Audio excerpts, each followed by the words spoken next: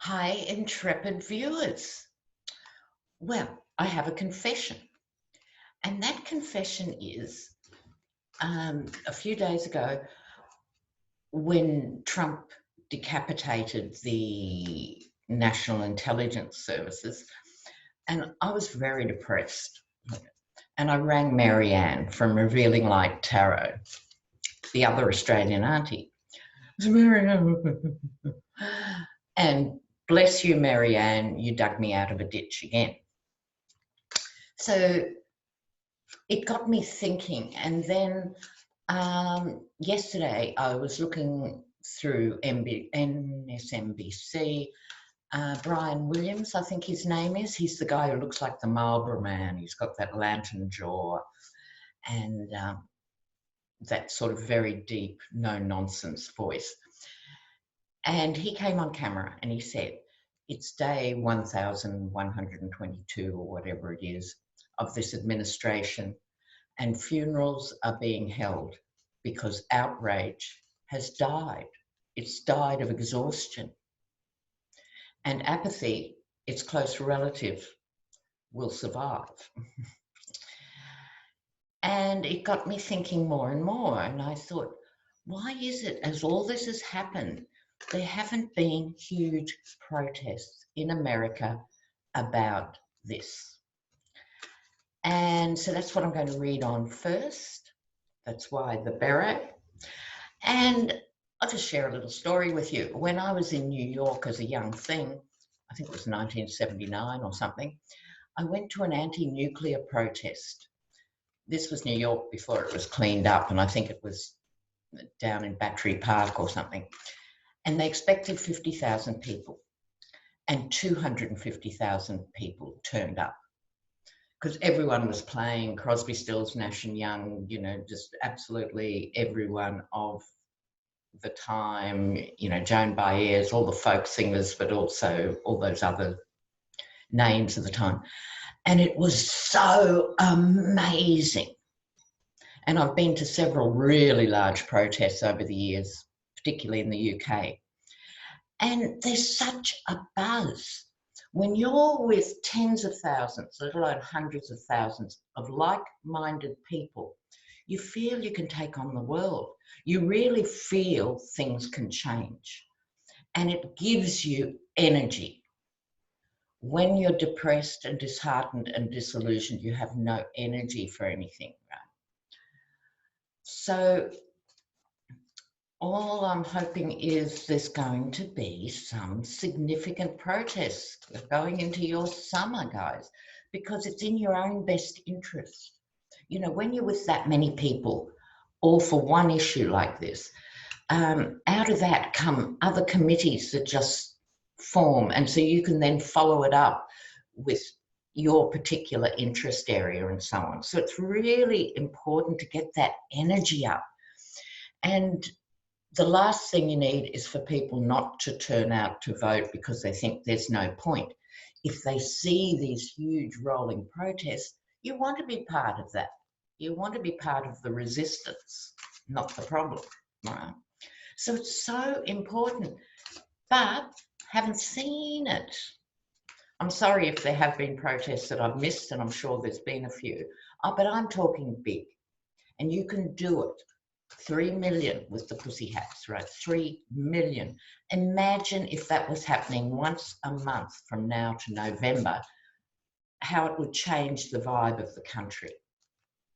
So my question today, and I'm also throwing it out to all the readers, please, I'd love to know if they'll read on it, you know, what do they see? Why isn't there a protest at all this stuff that is happening with the mindless mollusk in the White House? So let's have a look. I'm using my, they're called fate shifters, these cards, the fate shifter cards. Thank you. So let's look. What's happening with protest in America? Protest in America. Protest in America. Protests in America. It's summer in Australia, so I'm really hot sitting here with my beret on, but it's worth it. Okay. What's happening? Protest in America. Now, let's look. Put that here. I'll actually do it in reverse. All right.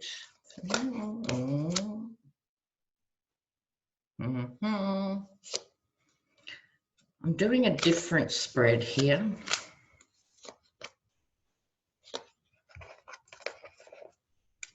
Okay. Let's have a look.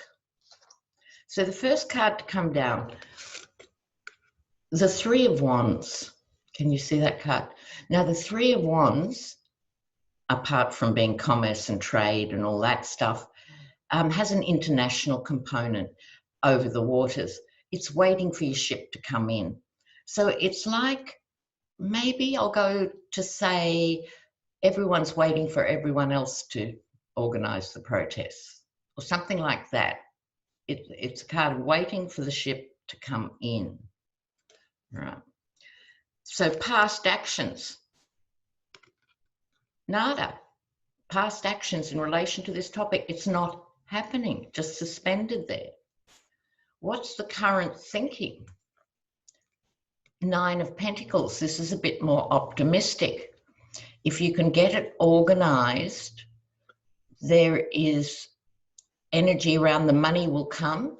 Tom Steyer, who I must read on soon, I might get to today, we'll see, could help fund it. Hollywood stars, first digression viewers. There are infinite Hollywood stars who would put up the money for this. Everyone from Jane Fonda to Cher to Robert De Niro, you know, you name them, apart from Clint Eastwood and Charlton Heston, who are all shoot-em-up types. Although Clint's even changing. It's so bad that even Clint Eastwood is beginning to change. But my point is, the Hollywood types would love to headline it and be in it and be seen. So I think you can attract money to this, and it needs to be more than one protest if it's going to happen. So the energy over the cards, the King of Pentacles, the greedy king, we know who that is, right? So his energy is just hovering over the country. Plus the King of Pentacles, the greedy king, he's also a head kicker. He is an intimidating character, and that's why the spineless GOP are still hanging in. I'm not going to dwell another second on him. Okay, now atmosphere is interesting. Atmosphere. This is next to the greedy king. This is winning at any cost. This is him. But people are walking away from him. They don't like his battle tactics, right? It's getting harder and harder to stay with him. So that's the atmosphere around this, right? It can also, if we're looking at it from you guys as the potential people thinking about protesting, I hope someone's thinking about protesting, it's not always comfortable. You know, it's America is really split, and there could be aggression on the fringes of a big protest and stuff. But the other thing that kills energy and kills ambition and kills everything is fear. So it's really important to not let the fear of something happening stop it happening. Do you see what I mean? Now, I'm not someone who's mad about Antifa, I have to say, but they might have a role in being on the front line or something like that, if there is any uglies there. But, I'll tell you another little story, viewers. Apartheid South Africa segregated blacks and whites.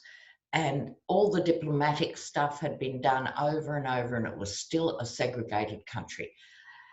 What brought apartheid down was the international protests. And in particular, because it's a rugby country, it was protests, they were cast out of rugby internationally. And there were huge protests in New Zealand. I get goosebumps just thinking about it, right? What's New Zealand got to do with South Africa, right? But they felt really strongly how wrong this was. Half the population of New Zealand, 50% of the population of New Zealand was involved in protests and civil actions against apartheid. That's commitment. And this is what eventually brought down the apartheid regime. So this is the ugliness of the energy around it all. And I understand that. And if you do go ahead to a protest, it's really important to be sensible and safe and not take risks. So that staying in a group, making sure you can have communication. Phones aren't going to be useful in those things. We used to even have little CB radios and stuff, but have a plan. If we get separated, we're going to meet at point X at 2 o'clock. Have a plan. Make sure the police are all aware ahead of time of the expected numbers and so forth. Do not take risks. At the same time, do not let the fear crush you. Outcome, the Empress. So, there's bountiful new ideas. This is what happens. Collective action gives energy. All right, so that's my take. I understand on one level why everyone is so dispirited, exhausted. Doesn't cut it, does it? I mean, really, it's horrifying. So please don't think I'm just being frothy and going, oh yeah, just going. But this is the United States of America being dismantled in front of our eyes. Surely people can get an action or a series of actions going. Right, so the other things I wanted to get to today. The Deutsche Bank thing, I have to say, is going to get, I'll just quickly clean up a few issues that I'm not going to read on. I did a video a year and a half ago, probably, called Deutsche Bank, Jared Kushner, and that whole hot mess. And this is not going to go away. Now, remember I was talking about Justice Kennedy resigning because he didn't want to be tied to his son and all the yuck that's going to come out about Deutsche Bank. Because he resigned so early, that's what let Kavanaugh in. So all this stuff is connected. You know, it's all connected. Absolutely all connected. I'm going to read now on what's going on with this weirdness that Russia's interfering to get Bernie elected too. Talk about muddying the waters, you know, like, let's just have a little look at that. Will Hope Hicks take Mulvaney's job? We could look at. The Julian Assange stuff has taken another direction. So let's see how we go. We're going to start with Bernie. I have to say, beloved intrepid viewers, Bernie's not looking well, is he? I'm not saying that as a psychic. I'm just looking at the man on the screen. He's not looking well. And so it's ultra important who he picks as VP, because there could be a scenario where Bernie gets in and can't continue, and he really needs a good VP. So, but this is about what's going on with this stuff. Russia and Bernie. Russia and Bernie. All right.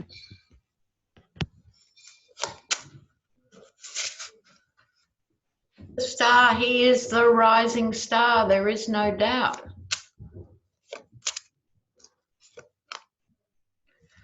All right.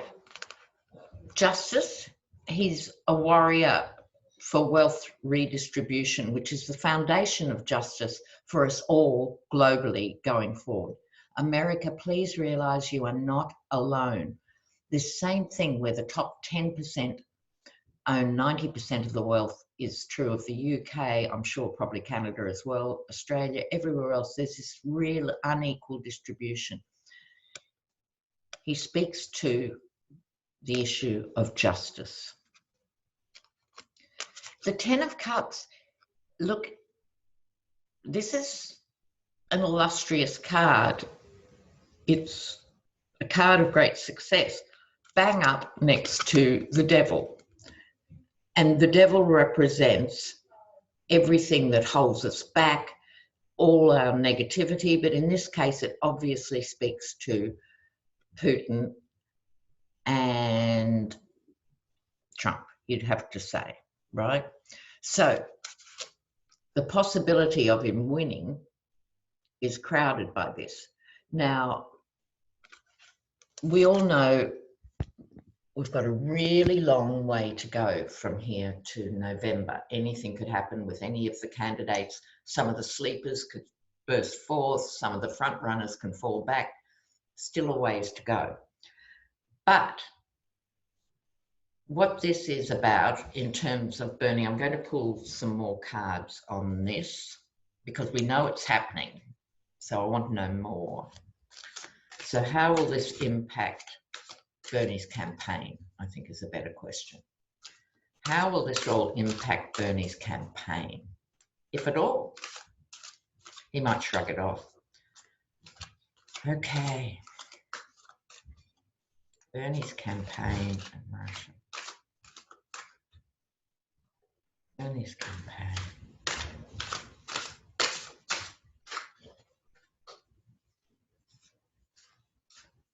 Bernie's campaign in Russia. All right, let's have a look.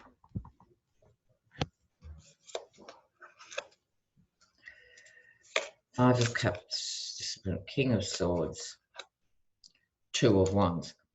So I think maybe Bernie himself is disappointed. On top of everything else, he's got to deal with this. Could be his disappointment. Or alternatively, interestingly, it could be Russia's disappointment that it doesn't go anywhere. And the reason I say that as a strong possibility for the disappointment card is in the middle, King of Wands, sword raised in the interests of justice. He keeps getting these justice cards because that's his motivation.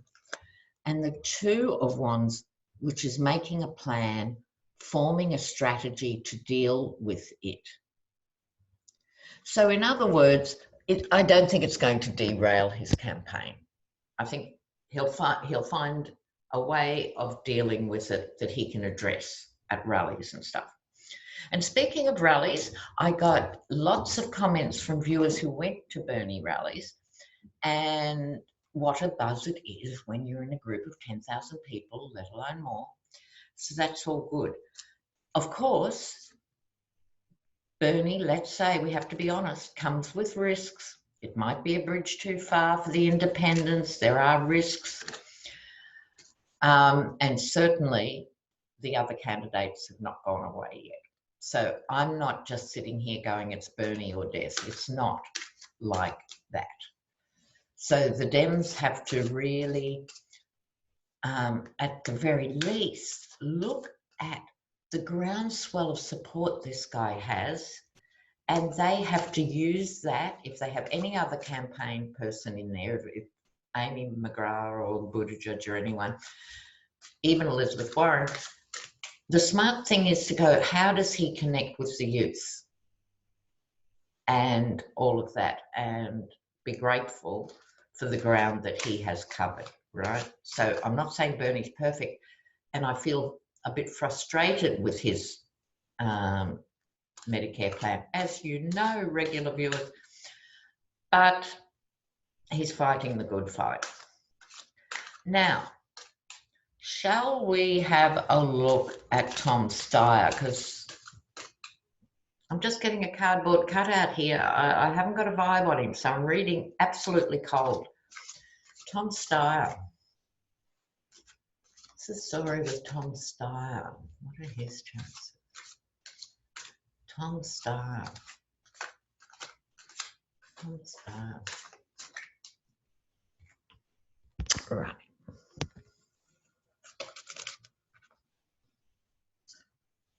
Things being evaluated.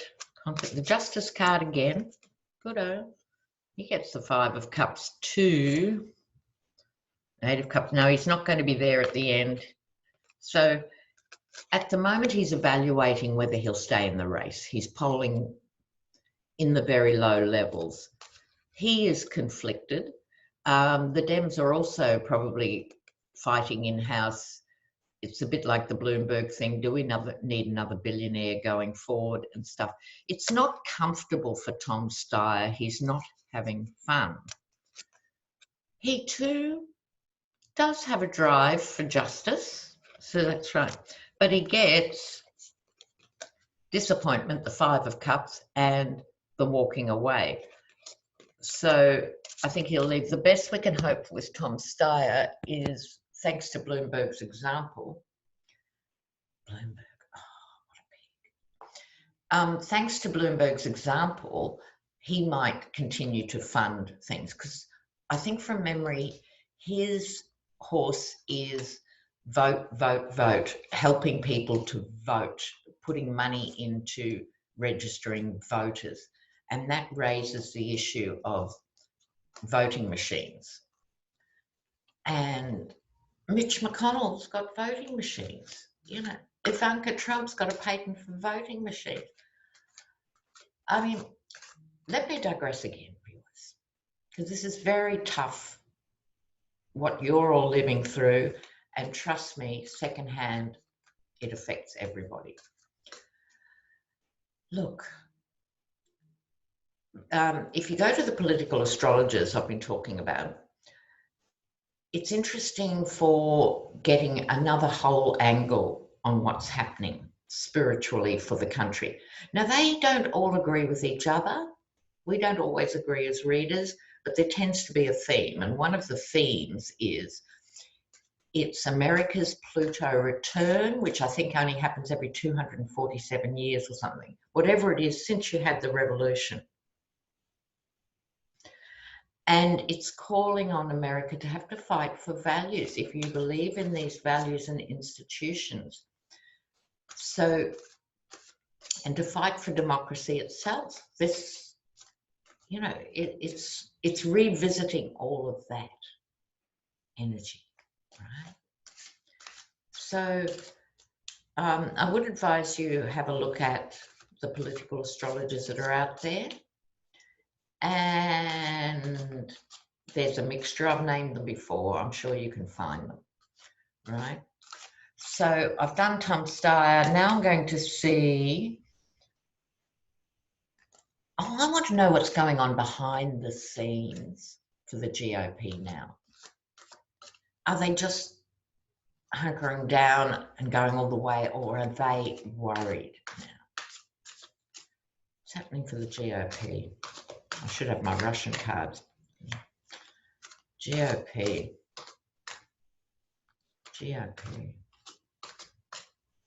All right.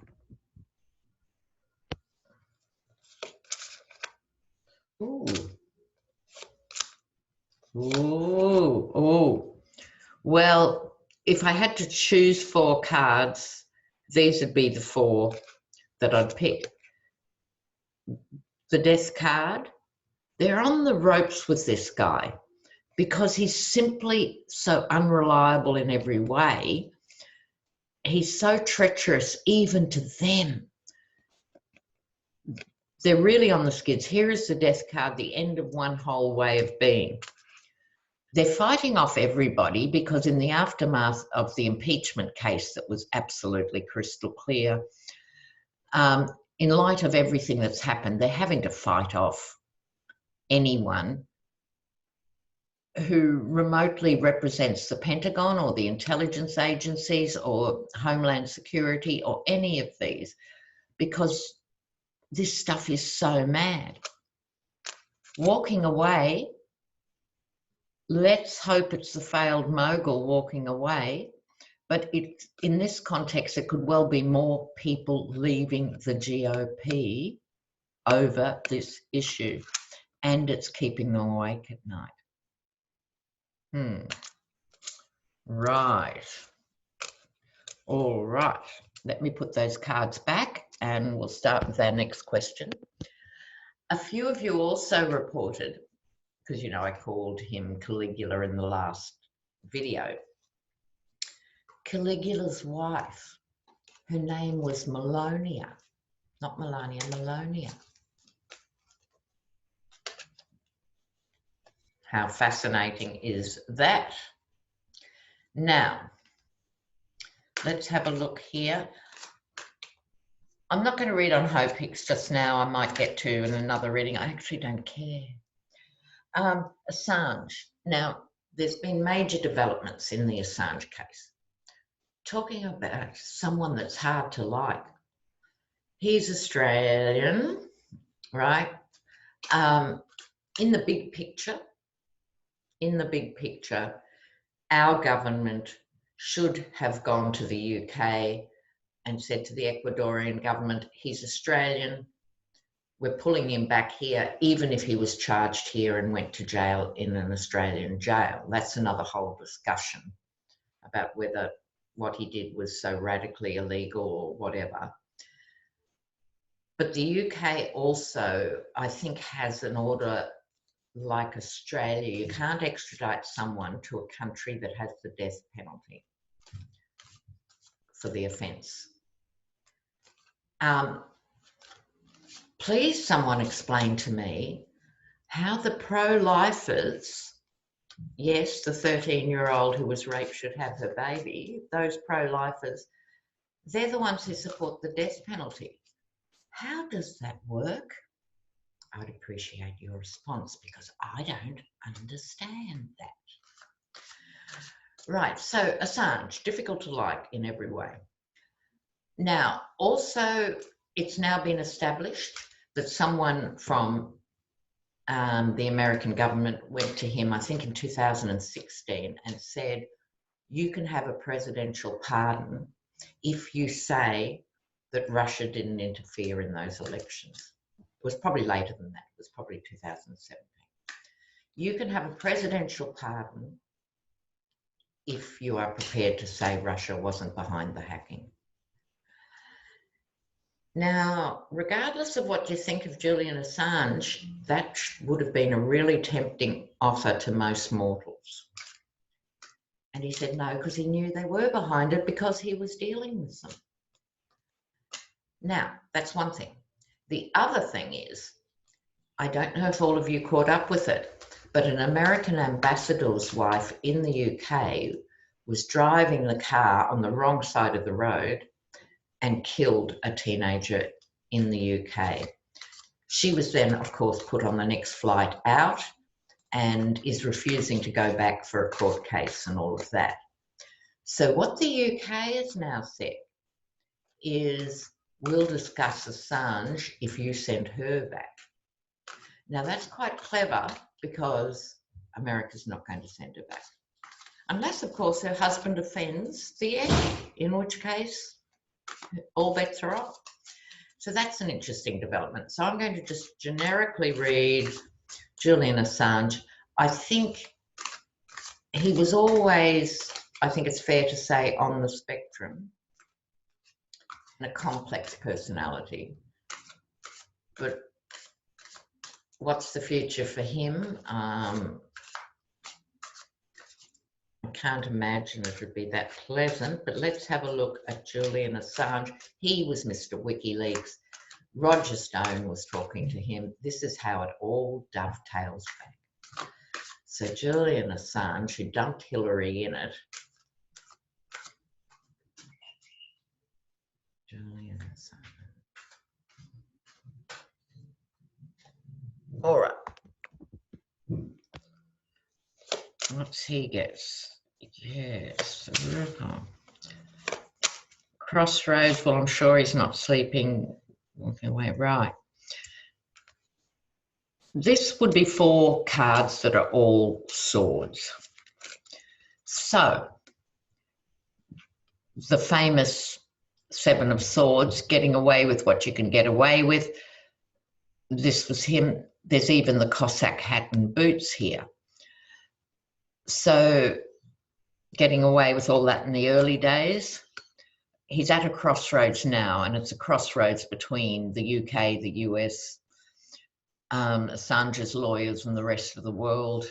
There is always an element of justice associated with this, but justice is very muddy in these circumstances.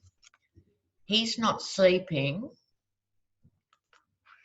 moving away, but with the 6 of Swords, it usually implies moving away to somewhere a bit better. In other words, I don't see that as him being extradited to America, moving away. It could be that you can't pick and choose your citizens, right? It's like you can pick your friends, but you can't pick your relations, okay? And it's exactly the same with citizenship.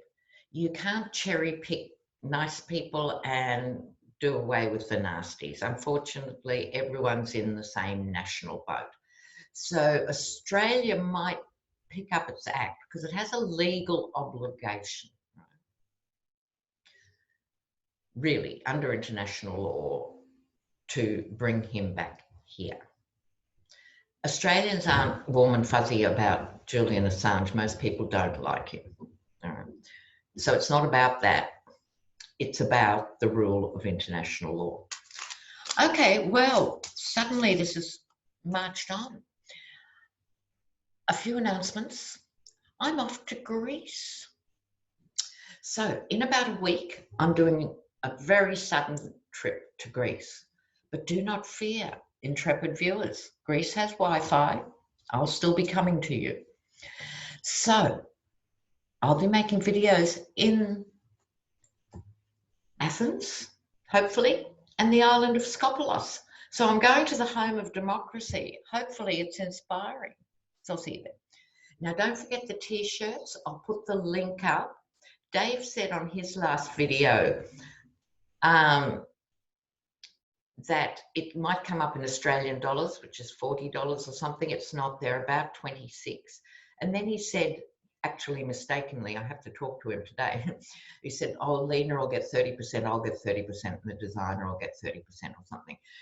But it sounded like we would get 30% of that $26. That's not the case.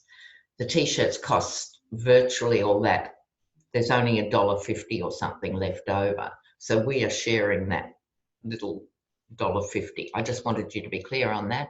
And mine is going to ongoing bushfire appeals, because as we always know, after huge things like that, once it's off the front pages, people forget, and there's still so much to be done. So beloveds, I'll be doing another video before I go to Greece. Oh, okay. So take care. Bye now. Ciao. Ciao, ciao, ciao.